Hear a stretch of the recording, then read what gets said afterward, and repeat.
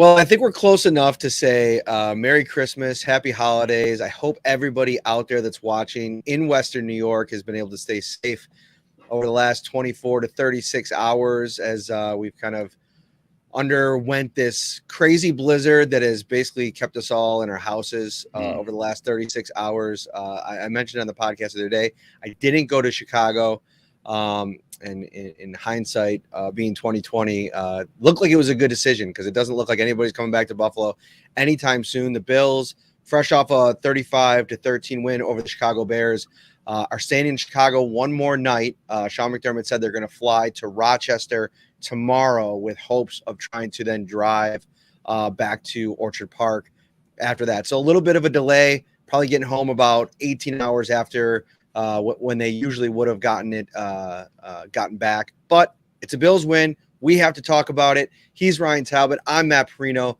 This is the Buffalo Bills Shout Football Podcast brought to you by Topps Friendly Markets. You can enter for a chance to win $1 million right now. Each week, King's Hawaiian is pitting two cities sliders against each other. And there's some confusion in this. Basically, a bunch of different cities are going to concoct their best possible slider, mini cheeseburger. And they're going to go one-on-one in the ultimate showdown, and you get to help decide the winner. Vote weekly for your favorite regional slider for a chance to win all season long and earn entries for the $1 million prize. Explore Interactive Stadium to play games, get recipes, share photos, and more. Visit topsmarkets.com/redzone to enter. What's up, Ryan? Hey, not too much. Yeah, you said it well here early, Matt. Hope everyone in Western New York is doing okay. Obviously, some areas have been hit really hard here. I saw a lot of people posting about a lack of heat overnight, snow coming in through the house or into their entryways. It's just been that once-in-a-generation storm that they were calling it. It's lived up to the bill. So thoughts are out there with everyone here on Christmas Eve. I hope everyone that's watching has a great Christmas. Indeed. And out at Soldier Field earlier today, it wasn't the snow that I think people were talking about a few days ago as the storm was kind of being predicted, but it was the cold conditions. And Josh Allen talked about it after the game. It wasn't so much that the cold was the biggest factor. It was the wind and then the gusts of wind. So it's kind of like judging, all right, it's windy out here, with swirling 15 to 20 miles per hour, but then those big, powerful gusts come in and completely, could impact a lot of passes. So I almost got the sense that Josh Allen, I think that's probably where we'll start here. We're going to get to the run game. We're going to get to a couple players on defense. We're going to get to a lot of different things over the course of the show. But, he talked about the two interceptions specifically, and he had gone now, I think 3 or 4 odd games without throwing an interception.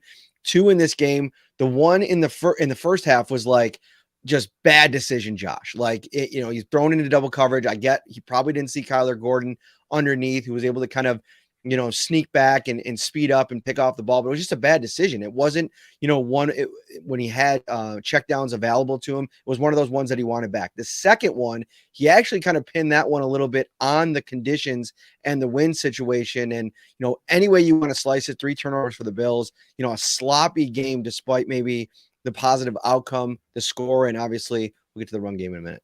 Yeah, it wasn't Allen's best day. I know he had 3 total touchdowns, 2 with his arm, 1 with his legs, but those interceptions kind of told a big part of the game where throwing to double coverage, missing James Cook on the second interception and kind of just lofting it for an easy interception. They avoided disaster on a snap that he fumbled at the 1-yard line that he recovered. But there was just a lot of inaccurate balls in this game, rolling out, throwing down the sidelines to Isaiah McKenzie, where really no chance on that. There was a throw across his body that should have been intercepted. Should have probably had 3 interceptions on the day, but he got away with that one falling to the ground. It's the decision-making that at times Josh tries to do too much. And this was a game where, I don't think he had to play superhero. You said it. We're going to talk about the running game here in a minute. From the start of the game to the end, that run game was working, but for whatever reason, the Bills still tried to go a little bit too much to the pass for my liking at times in this game, Matt. Yeah, and it's one of those things, too, where I think that there was a little bit of pressure applied by the Bears in the first half and a couple of miscues for the Bills that maybe force-fed that approach from Allen. I feel like whenever they get down in a game, you get the sense that he tries to take it over a little bit more, make more plays, put more on his shoulder. Maybe there was a little bit of that going on. And, Justin Fields comes out and orchestrates a really nice opening drive touchdown. They get the extra point. Then the Bills get it back. They go right down and score a touchdown, but they miss the extra point. Then the Bears make a field goal. The Bills miss a field goal. So, if you're Josh Allen, you're probably sitting back thinking, okay, it's going to be one of those kinds of games where we're going to have to score points. The Bears offense looked really good early on, but this Bills defense absolutely clamped down, shut them down closer to the end of the first half and then into the second half. There was no operating for this Chicago Bears offense that found any type of success, especially in the second half.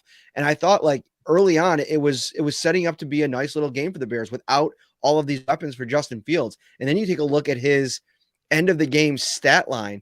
He finished with 7 carries for 11 yards, which I don't have it up in front of me, but that has to be one of the worst rushing games of the season for him. 1.6 per carry. He entered this game, Ryan, averaging 7 yards per carry this season.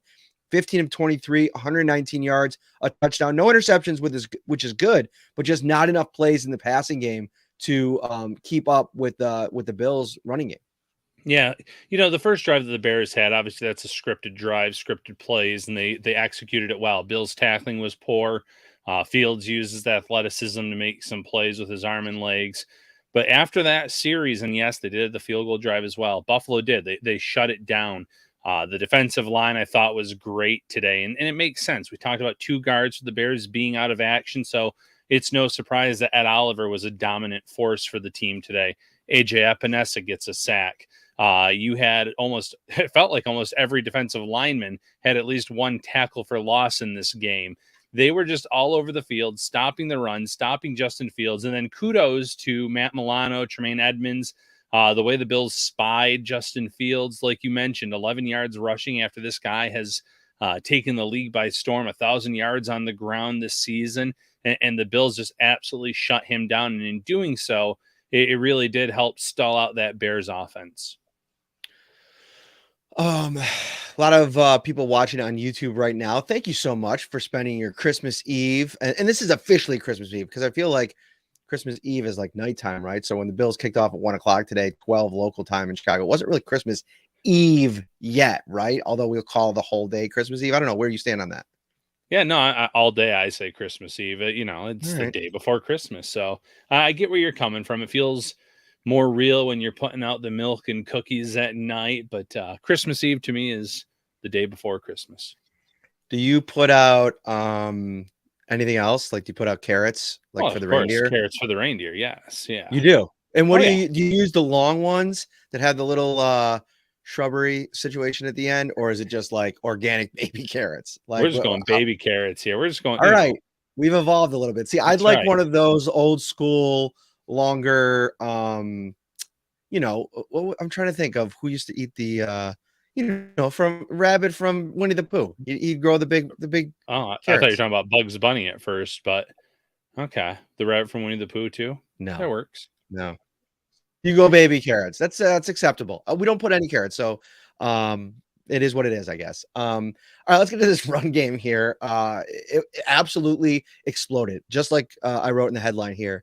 12 carries for 106 yards for Devin Singletary, 11 for 99 for James Cook, who finished with 99 rushing yards, one shy of 100. Singletary is the first Bills running back all season and the first Bills running back in 15 regular season games to go over 100 rushing yards in a game. And this has been something that, has just been, that not something that's not talked about very much, right? Because it's not really in the cards for Bills running backs in this offense with Josh Allen to have a lot of success in a game on the ground.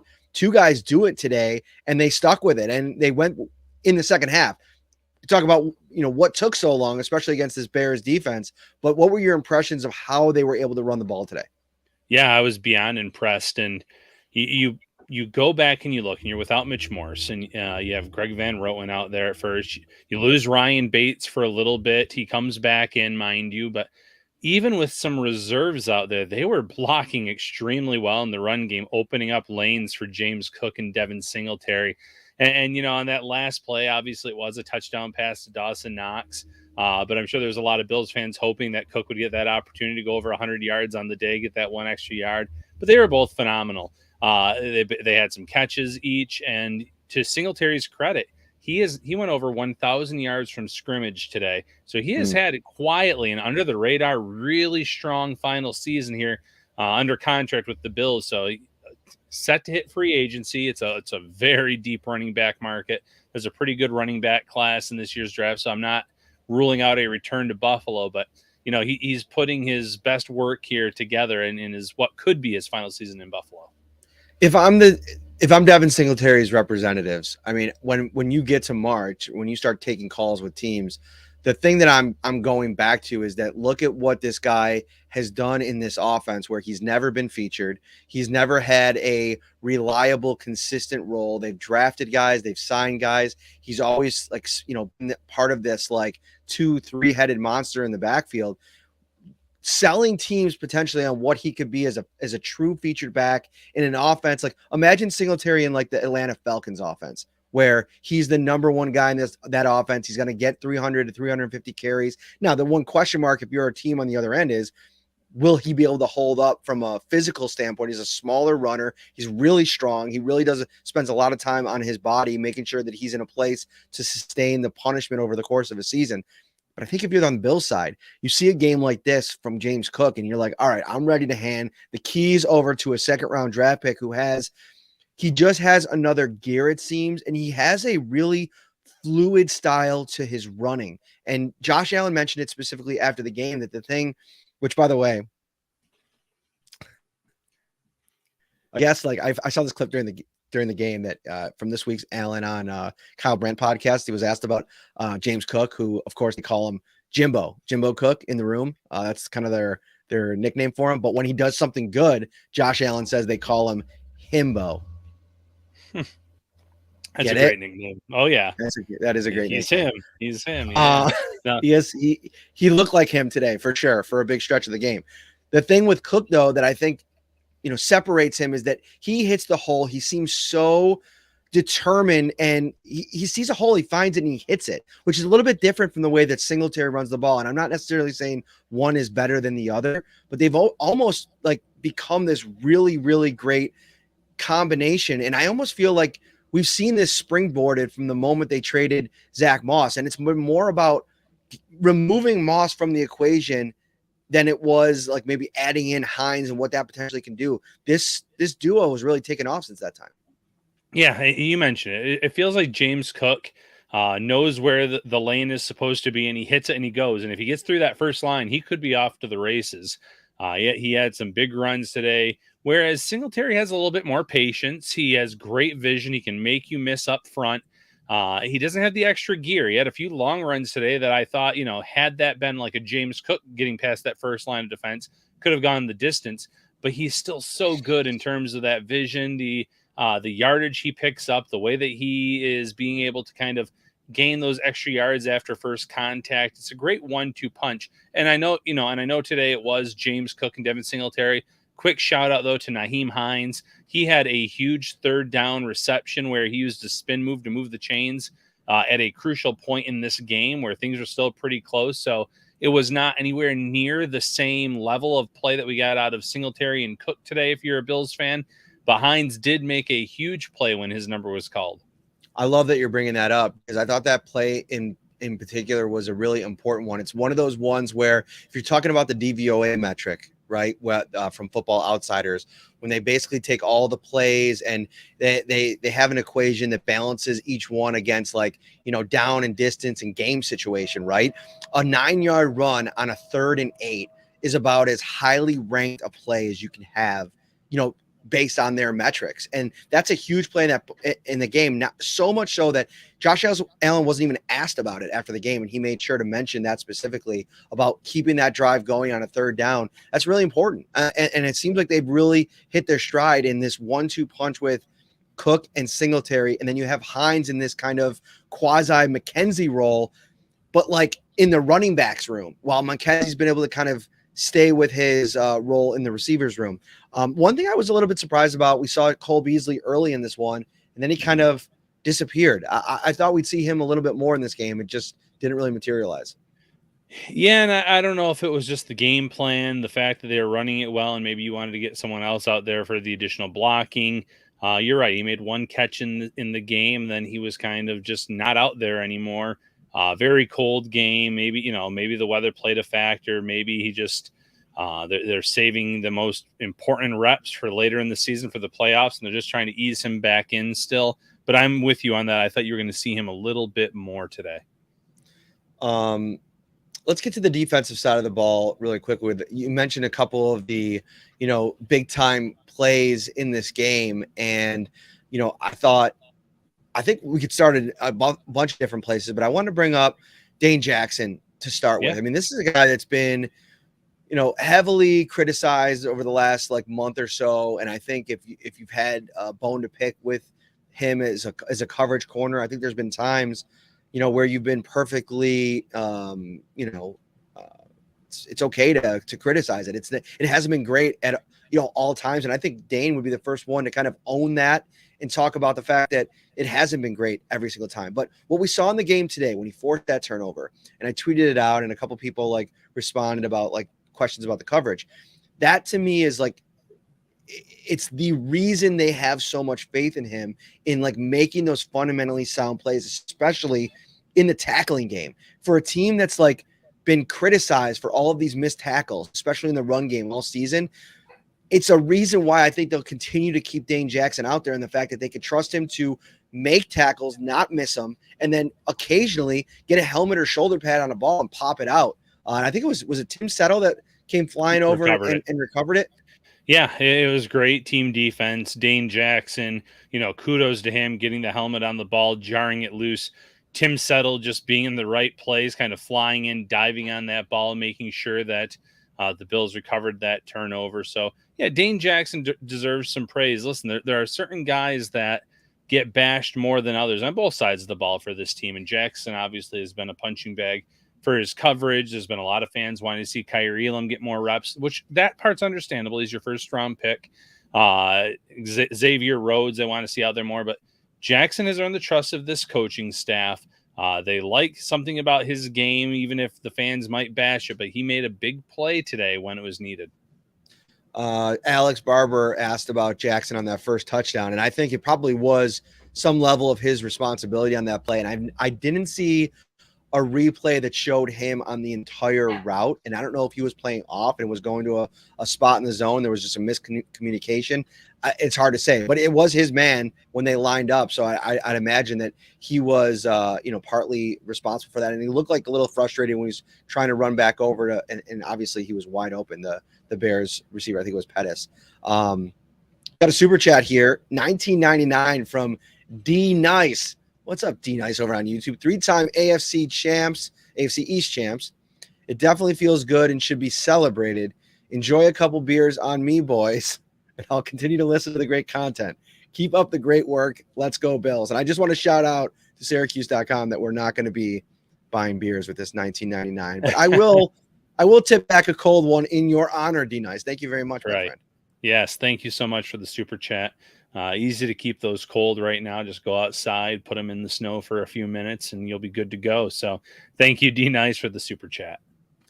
The other person that was absolutely, well, I shouldn't say the other person, the person that I want to transition to here that I thought was absolutely dominant in this game. And it is actually a perfect transition point because he's going to be my value toolsy player of the game. Right now, if you head over to valuehomecenters.com, you can check out their weekly ad. It goes up every single week, and a new one is going to come out any minute, probably sometime tomorrow or Monday. They're going to have deals on grills, tools, drills, batteries, you name it. The weekly ad get you all covered. And they're probably going to have some new deals coming after the holidays, which are always awesome. My toolsy player of the game, Ryan, goes to Ed Oliver, who was an absolute menace in this game. He had 1 sack.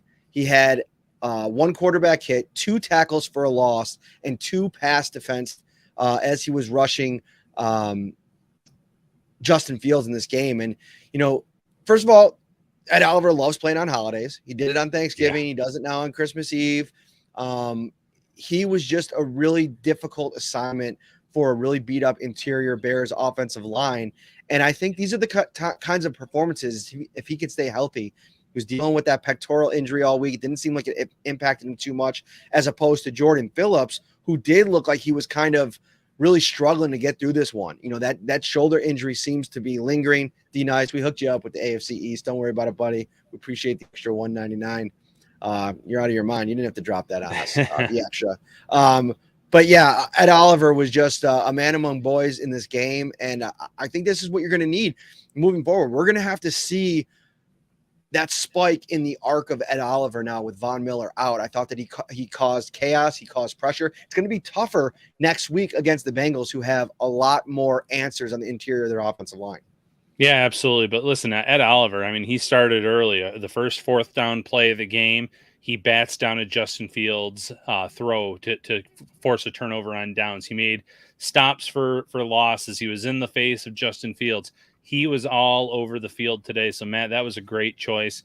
Oliver was dominant. I thought that, like I said, the D-line as a whole, you can go down the list and just about every single one of them ended up with a tackle for loss or some big play in this game.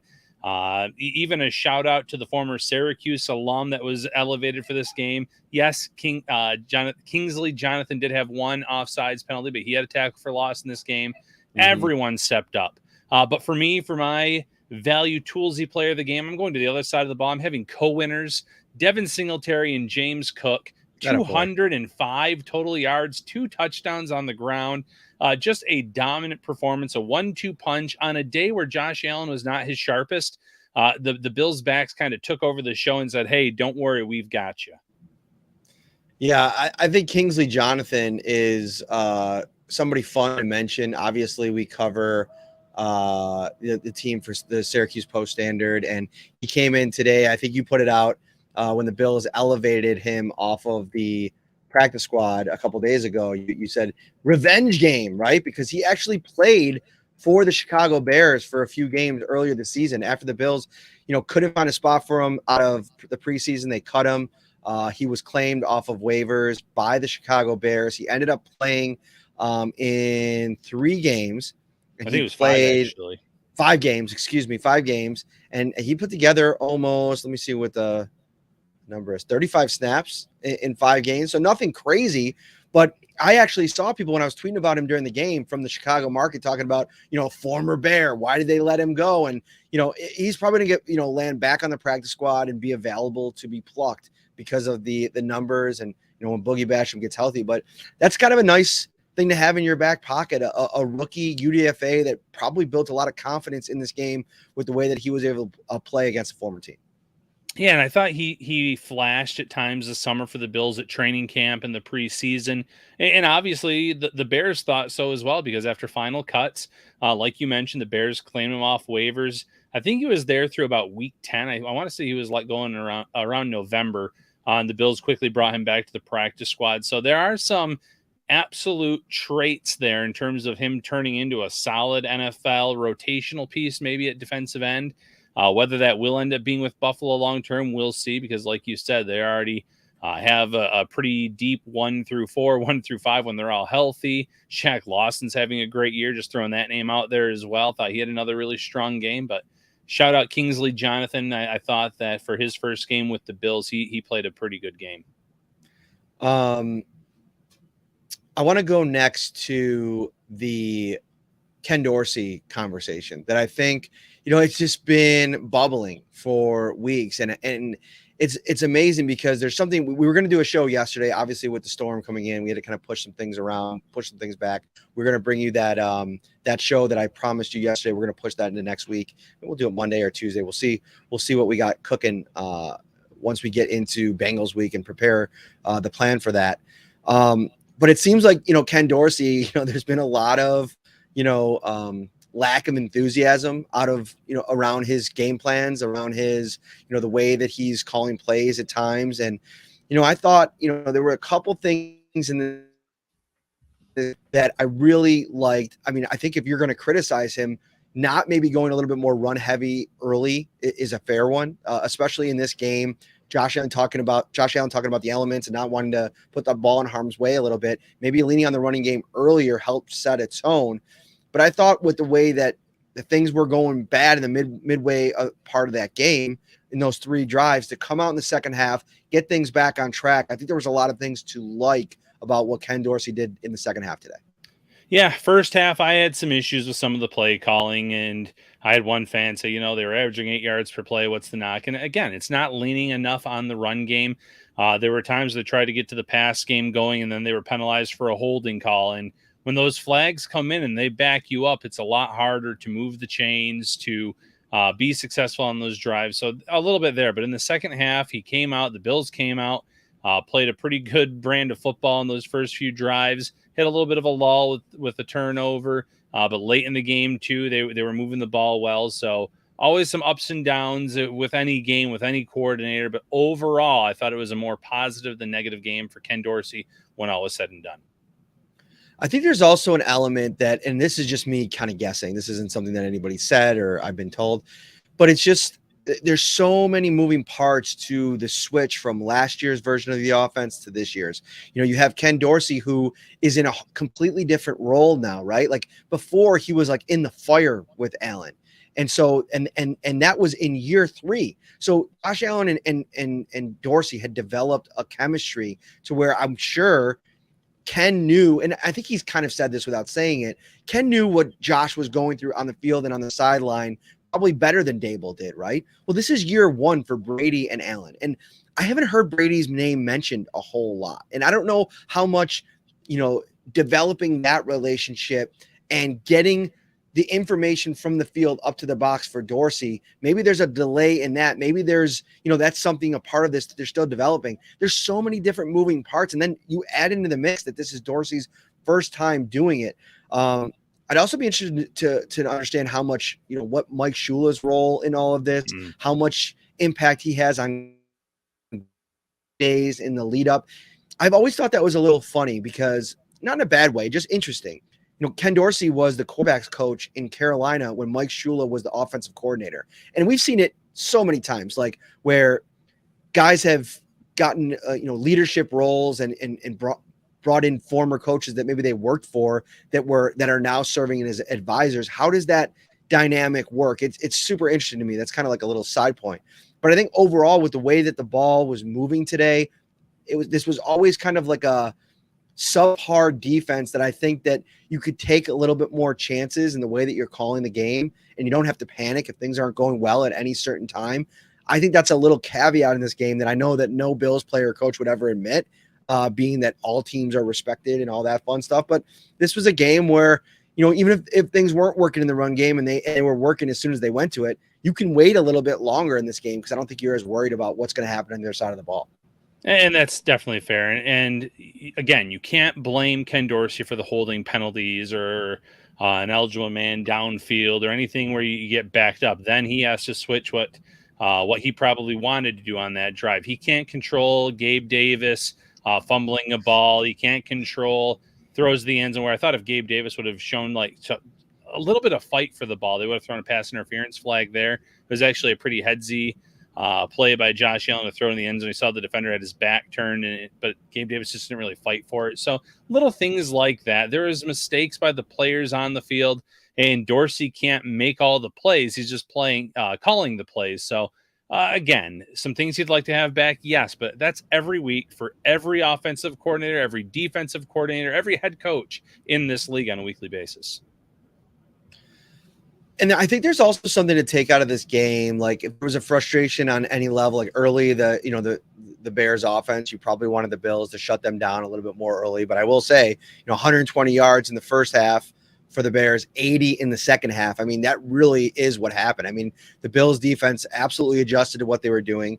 Khalil Herbert, I know he was just coming back off the injury. David Montgomery were largely ineffective in this game outside of a couple early runs from Montgomery. The offense for the Bears it wasn't even really involved in this game at any point outside of that first drive. So I think defensively, this was a statement game for the Bills because this is a Bears team last week that played the Philadelphia Eagles super tough. I mean, that game came down to the wire. I think the final score was 25-20. Obviously, Jalen Hurts got injured in that game. But this ends up being a 3-score victory for the Bills on the road in, conditions that just weren't conducive to their passing game. And I think that now as you flip the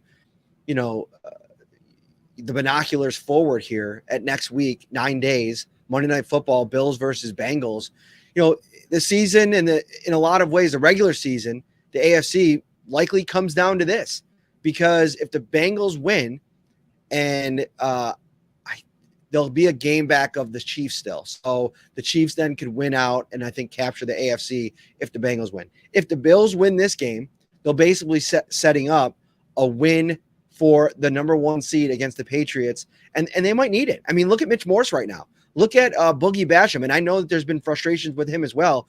Jordan Phillips kind of nursing this injury. Trey White wanting to get him back to, as close to 100% as he can. I thought he made a couple nice plays today. I thought he made a couple plays where, maybe the 2020 version of Trey White makes that play and covers enough ground to maybe break up a pass there. But there's a lot of things that go into this last stretch. And I think our producer, AJ, in the comment section, why not? I'll bring him in. I'll let him drop his take. Why not? It's Christmas Eve. It's Christmas Eve. I'm in the giving mood. I'm about to go wrap all my kids, or no, my wife already wrapped all my kids' presents. We're about to go out, bring them in from the cold garage. I better not say that too loud. Hopefully they're sleeping. What's up, AJ? How you doing? Yeah, I just put in the chat when you guys were talking about it. I think this offense this season has really showed how it can win in multiple ways. You look at, today they ran the ball really well. And then when they've had to throw, look at Kansas City, Allen played really well. You look at against Miami, when Allen, had to throw the ball, they threw it really well. And, the last 6 weeks, they haven't played in the best conditions. I know they moved to the Dome, but playing at home in Buffalo as an offense, you really have to, manipulate and change the game plan because of the weather and all the stuff that is going on the outside that they can't prevent. So as a team, this offense has looked really well, despite, I think, the turnovers are a little concerning.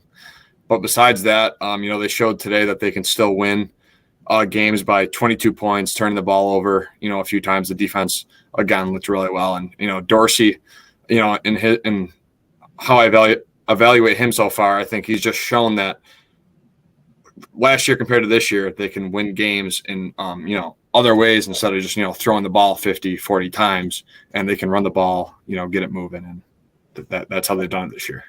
Yeah, they're finding ways to win without key players. They're finding ways to win in new ways today. They leaned on the run game. The defense really shut down Justin Fields and company after those first few drives. So that's the mark of a good team. And, I see it on Twitter and Facebook after all these games. We're sitting here, the Bills are 12-3, and there are fans acting like they're 3-12. And it's just unbelievable because they're in the number 1 seed right now in the AFC. It's easy to nitpick these little things that you'd like to see them do, but no team's perfect. Every team has their flaws going into the playoffs in the AFC. There is no team that I can sit here and say is going to absolutely be able to beat Buffalo. I can't absolutely say the Bills will be able to beat the Chiefs or the Bengals in the playoffs. I know they beat the Chiefs in the regular season. That's the beauty of the playoffs. That's the beauty of the AFC this year. All of these teams that are at the top, I think, have a legitimate shot of representing the conference in the Super Bowl. Mario, great point. If you're watching on YouTube, smash that like button, subscribe to the channel if this is your first time here. This is Shout Buffalo Football Podcast. And Ryan, you're giving a great preview to our Monday show because that's what we're going to be talking about. Just the fan base's reaction / existence in a dominant Buffalo Bills in the NFL world. And I don't want to talk too much about it because we're going to have a little mini pod on that next week. But another thing I wanted to talk about real quick, I had it up here. What did I do with it? Oh, so Josh Allen today after the game was asked about Stephon Diggs multiple times. We talked about that in detail earlier in the week. And he said, because it was just 2 targets and 2 catches for Diggs in this game. And he said, this is everything that he said. I want to get 14 more involved, and that's something I got to continue to do. I'm just trying to make the smart play and throw it to the open guy, but it's not too many times that he's not open. So again, just find ways to get him the ball and get him more involved in our offense. He's the best receiver in the game. He went on to say, we want the ball in his hands. It's no secret, the type of player and person that he is, whether it's moving him around. The last thing I want to do is force feed someone when it's not there, but being more detailed, scheming him up, whether it's at the 1, the 2, or the 3, motioning him, getting him in off coverage. There's so many different ways that you can do that. And obviously I'll talk to Dorsey and figure out how we can best do that moving forward. And I think that's still a piece of this. There's still, even though we're sitting here in week 16 of the season, there's still things that they're kind of throwing out there in games and trying to figure out what works the best so that they can deploy them the right ways when the games matter the most. Yeah, if it comes playoff time and that's when they finally break him out and find ways to get him 10, 12 targets a game, I don't think the Bills and their fans will be complaining. There were a few plays in this game. There's a third down play where Diggs had one-on-one coverage. He ended up getting a step on the Bears cornerback, but there was a lot of pressure in Allen's face right out of the gate. So it probably broke up any chance of that happening. Little things, one thing going wrong in a play can derail Josh Allen from throwing it Diggs' way. And maybe that ended up costing him 3-4 different targets that could have gone his way in this game, because early on the Bears did get some good pressure, but obviously it is something that Allen and Dorsey have to go back to the drawing board and figure out a way to make sure their number one wide receiver gets the ball more. Anything else, AJ? Yeah, I'll add a little bit to it. Yeah, and I just think, going back to Minnesota, Diggs is, a guy that wants the ball, and he really, winning matters the most to him, and he's a guy that wants the ball. There's going to be times where the game plan, especially the last few weeks, the weather has been, it's been hard to throw the ball. So he'll get his fair share of targets. Everything will be okay. He's a top 5 receiver in this game, and he's had a good career, great relationship with the quarterback. They'll figure it out and come playoff time when it matters most. Don't be surprised when Diggs is doing Diggs things. So I want to end this. We'll go around the horn real quick and give one final thought on this game moving forward. It could be about anything upcoming. You take the time, you think about it. I'll start it off. I think this week in the meeting rooms, Tre'Davious White is going to sit down DeMar Hamlin and tell him, listen, man, if I jump, all right, and the ball is in the vicinity, you let the cornerback go up and pick this ball off.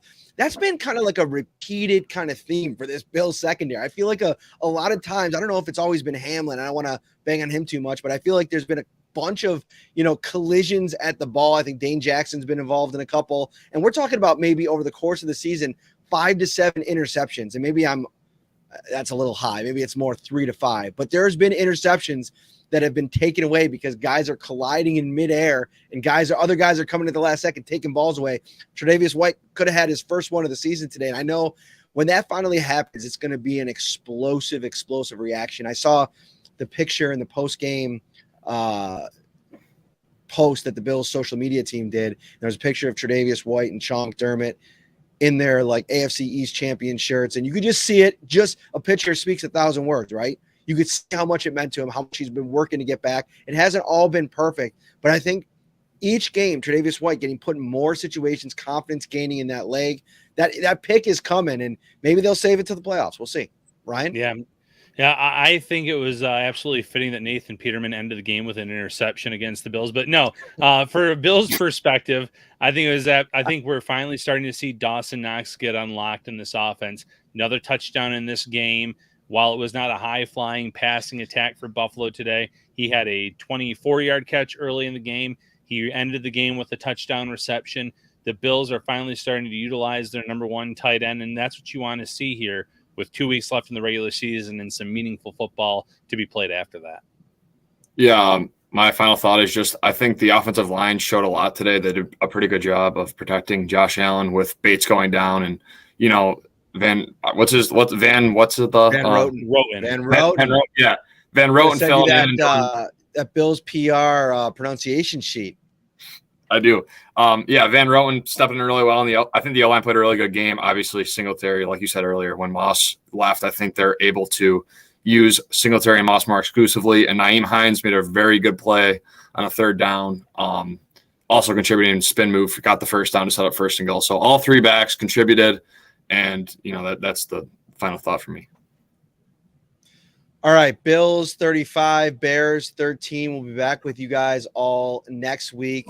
Tons of content as we look ahead to, I mean, I tweeted it out after the game. I mean, I think this is maybe the biggest game of the NFL season, partly because of when it's coming, the implications that it holds. I think the game being played right now, and it looks like an instant classic between the Cowboys and the Eagles, might have, you know, a claim to that title as well. But this Bengals-Bills game, and the intrigue of the fact that this is really the first time in their current iteration these two teams are playing each other. Burrow versus Allen. Like, this is something, I think, did they play a couple years ago, but it was like at the beginning? I can't remember now. Maybe they played the Bengals before Burrow. I can't remember. Yeah. Was it in 19? I don't know. I think that this might be their first matchup from what I remember. I'm not I sure. gotta look this up now. I'm not gonna leave everybody hanging. Somebody's gonna say it in the chat, or I'm gonna figure it out. We'll do a race. Let's see how fast my research skills are here. What do you guys think? You think it's the first time? I think it's the first time both of them I feel started. like it is, unless it was the It's the year that first he time. tore his okay. No, it's the first time the Bills and play Joe Burrow. So the first time Joe Burrow versus Josh Allen. Obviously, both guys familiar with each other from their time training with Jordan Palmer. Burrow did that 1 year when he was coming out. And so, yeah, it's a fun matchup. It's two of the best quarterbacks in the league, two of the MVP candidates. I think Allen probably, fell back this week with the picks. But again, 3 more touchdowns. I mean, I guess it just depends on what flavor you like. And speaking of flavors, there's a different flavor for absolutely everybody at the Tops Carryout Cafe. And I know Tops is closed until Monday, but absence makes the heart grow fonder. And I know I'll be at the front door at Tops when they open on Monday to hit the Carryout Cafe. Get stocked up for your game day tailgating spreads. Whatever you need, hot to go, fresh, large cheese and pepperoni pizza, $14. Jumbo chicken wings, 10 count, $14. After this blizzard, we're all going to need to have ourselves a Tops legendary breakfast pizza, a large for $20. Pizza or taco log, 6 count, $7.69. Baby back rib sections, $5.99 a pound. Sub sandwiches, wraps, apps, sides, and so much more. Visit topsmarkets.com/redzone for the complete menu of ready-to-enjoy fan favorites. Smash that like button before you go. Hit that subscribe as well. We'll see you guys all next week.